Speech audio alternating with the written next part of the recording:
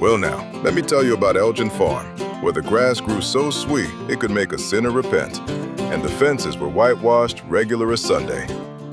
The animals there lived under one curious fellow they called the Keeper. And mind you, he weren't three different men, no sir. He was one and the same rascal, only he had more sides to him than a mule has stubborn streaks. Some mornings he'd come strolling through the pasture in an old faded coat, leaning on a staff like he had all the time in the world, talking soft and gentle about green pastures and a higher meadow waiting just beyond the last gate.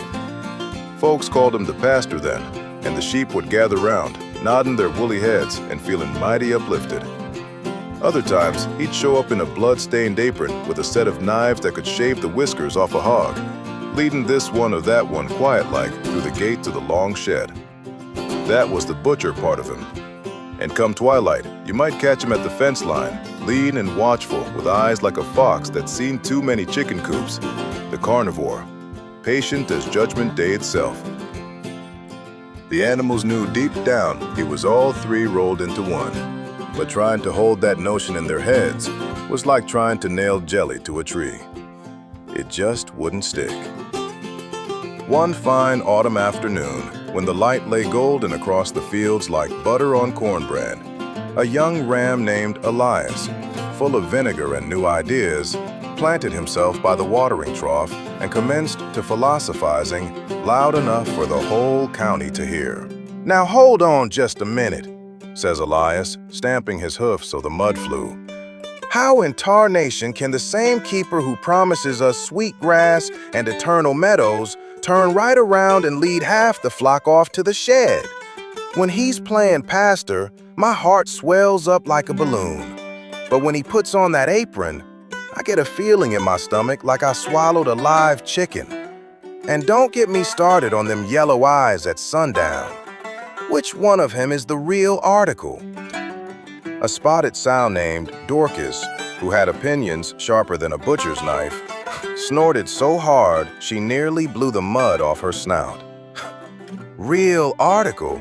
Ha! He's fattening us up with one hand and sharpening his tools with the other. This here farm ain't no divine gift. It's a first-class holding pen, and we're all just Sunday dinner waiting to happen. Providence, my hoof." Well, that lit the fuse. Sheep started bleating one thing, pigs grunted another, chickens ran around like their heads were already off, and even the old rooster crowed opinions he didn't fully understand. Some clung to the pastor's words like a drowning man to a log, swearing the shed must be part of some grand, mysterious plan. Others turned sour as week-old milk, muttering that the whole pasture was nothing but a fancy trap with better scenery. Through all the ruckus, the wise old cow Matilda, who had seen more seasons than most folks had hot dinners, lifted her heavy head, chewed slow and deliberate like she was grinding wisdom itself, and drawled in that deep, patient voice of hers, "You young'uns are making more noise than a stump-tailed bull in fly time. The keeper don't swap faces to fool anybody. He just carries all three inside him the way a good pocket knife carries a blade, a corkscrew, and a hoof pick. He gives the grass and the rain. He takes what's due when the time comes. He comforts and he concludes. Trying to pick just one part and throw the rest away is about as sensible as a frog trying to outrun a freight train." Elias wasn't satisfied. "Then how in the blue blazes are we supposed to live? Is this pasture a gift from on high, or are we just being tenderized for the plate?" Matilda looked at him with those big, calm eyes that had stared down more storms than you could shake a stick at. "Both, son. It's both. Because the keeper himself is both shepherd and consumer, promise and reckoning, all wrapped up in the same skin. Some animals only want the gentle part. They get greedy, anxious, and downright mean, hoarding the best grass like tomorrow ain't coming. Others only see the knife and the eyes in the dark. They turn bitter, reckless, or just plain scared, and waste every good day they've got. The smartest ones, and they ain't many, learn to take the sweet with the bitter. They graze thankful-like, knowing the grass is real.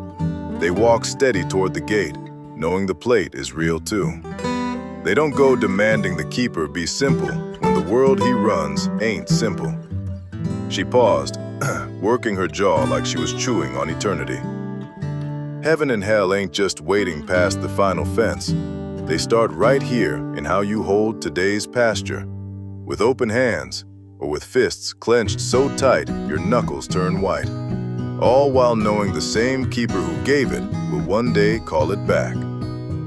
Off in the distance, the keeper came walking the path between barn and field, staff in one hand, whetstone in the other. His long shadow stretched across the grass, and if you looked just right, you could see all three sides of him moving together in the same steady stride. The animals wandered off, some toward the barn, some deeper into the open pasture, each one carrying a bigger load of thinking than they'd started the day with.